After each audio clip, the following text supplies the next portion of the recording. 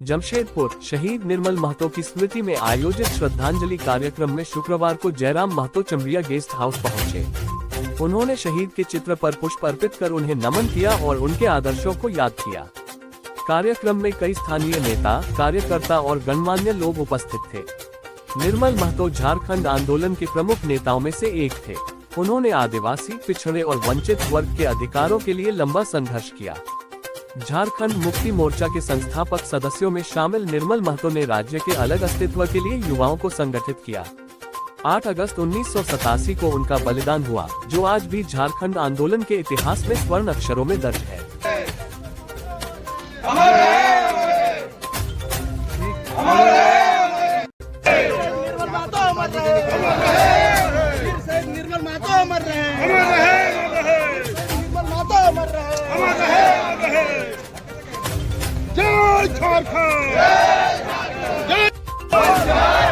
झारखंड के तमाम शहीदों को होश है।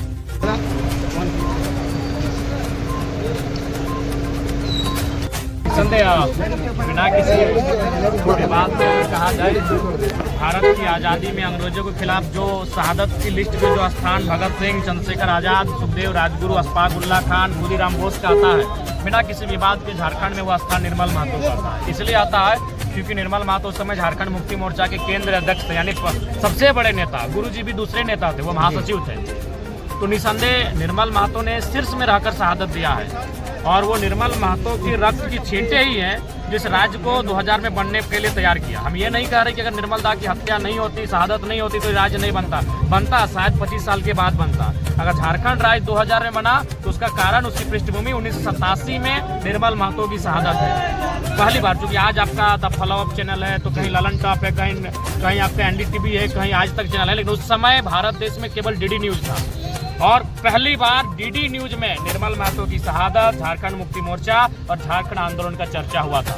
पहली बार पूरे हिंदुस्तान ने जाना था कि झारखंड राज्य का डिमांड किया जा रहा है। पहली बार निर्मल की शहादत झारखंड राज्य से बाहर गई थी, पूरे हिंदुस्तान तक गई थी। उसी का परिणाम है निर्मल की रक्त की छींटे ही झारखंड राज्य बनने का रास्ते को तैयार किया है। निसंदेह ये निर्मल समेत बहुत अनेक असंख्य बलिदानियों का रास्ता था, लेकिन अगर शीर्ष की बात कहें, शहादत की शीर्ष की, तो निर्मल महतो बिना किसी विवाद के उस शीर्ष में आएंगे।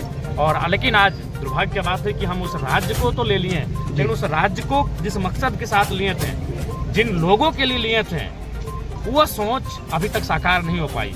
अब ये संयोग कहिए कि निर्मल दादा के साथी, वहाँ जो उनसे 4-5 साल सीनियर होंगे, दिसम गुरु शिबू सोरेन, निर्मल दा 1950 के, गुरुजी शायद 44 के, उनके साथी का भी देहांत अगस्त के महीने में ही 4 अगस्त को हो जाता है।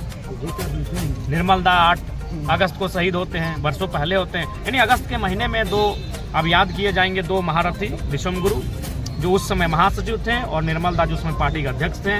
लेकिन चाहे निर्मल दा रहें या दिसम गुरु रहें या विनोद बाबू रहें या तमाम झारखंड के आंदोलनकारी रहें, बड़े नेता रहें, महापुरुष रहें, सवाल आज भी यही है, राज्य किसके लिए? निर्मल दा का जो लड़ाकू तेवर आवश्यकता है।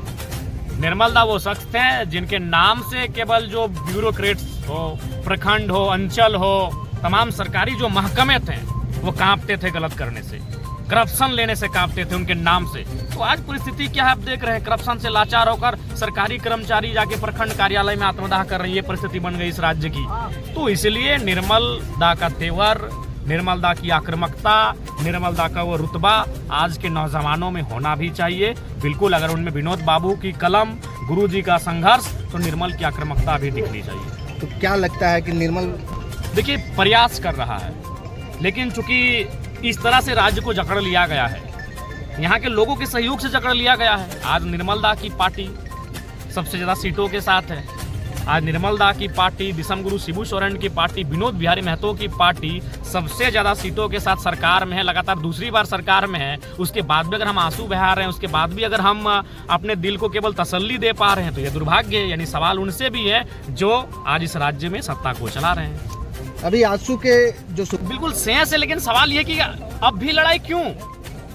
हम अगर ये कहें कि हम फांसी पे झूले हैं अंग्रेजों के टाइम पे, हम ये कहें कि हमने काला पानी की सजा काटी है, अगर लोकतांत्रिक भारत में भी अगर हम फिर कहें संघर्ष कर रहे हैं तो फिर लोकतांत्रिक भारत क्यों? तो ठीक उसी प्रकार हम ये कहें कि 2000 से पहले अगर हमने संघर्ष किया है, 2000 से पहले अगर हमने अपने कठिन रास्तों को चुना है तो ठीक है, लेकिन राज्य बनने के बाद भी अगर हम संघर्ष कर रहे हैं और फिर अगर हम लड़ाई को चुन रहे हैं तो फिर राज्य के होने का या ना होने का कोई अर्थ ही नहीं दिखता है। इसलिए राज्य की सरकार, विशेषकर माननीय मुख्यमंत्री हेमंत सोरेन जी के नेतृत्व में जो सरकार है, उसको कोई बहाना नहीं और कोई अब नहीं ये नहीं कहना होगा कि हम संघर्ष करेंगे। संघर्ष क्यों करेंगे? आप सत्ता में हैं, सत्ता में बैठे लोग कहेंगे संघर्ष करेंगे तो हंसी का पात्र है। सत्ता में बैठ के संघर्ष नहीं होता है, सत्ता में बैठ के कानून बनता है, सत्ता में बैठ के सिस्टम को दुरुस्त किया जाता है। आप सत्ता में बैठे हैं, सिस्टम को दुरुस्त करिए। चलिए एक आखिरी सवाल ले लेते हैं। विभिन्नता रहेगी, निर्मल थे, जयराम है, हम उनके पर चिन्हों पे चलने का प्रयास कर रहे हैं, उनको अनुसरण करने का प्रयास कर रहे हैं। वो दौर अलग था, उनके दौर में सुविधा नहीं थी, हमारे दौर में सुविधा है।